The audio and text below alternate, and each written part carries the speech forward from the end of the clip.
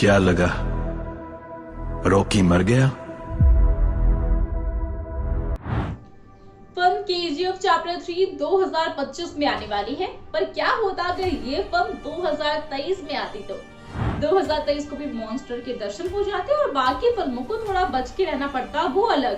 खैर कोई बात नहीं, 2025 भी भारी भरकम फिल्मों से भरा रहेगा। वैसे केजीएफ यूनिवर्स में बन रही डायरेक्टर प्रशांत नील की फिल्म सालार तो आ रही है ना, जिसके जरिए रॉकी भाई का कैमियो होने वाला है क्लाइमैक्स में, तो रॉकी के दर्शन तो हो ही जाएंगे। वैसे सालार और रॉकी भाई का इंटर कनेक्शन दिखाने के लिए जो डिटेलिंग की गई है वो कमाल की है।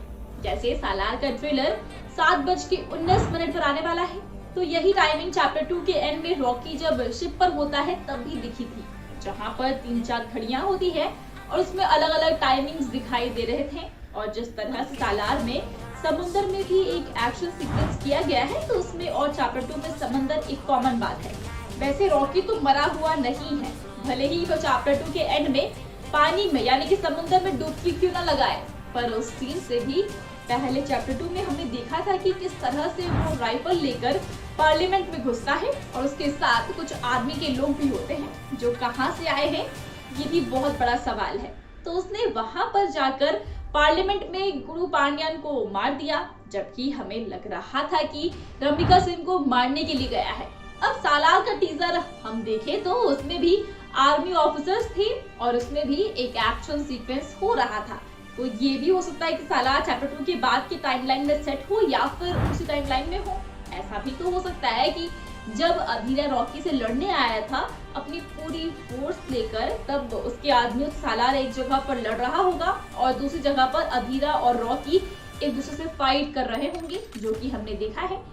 क्योंकि आर्मी ऑफिसर्स वाला जो पॉइंट है वो दोनों फिल्मों में कॉमन है।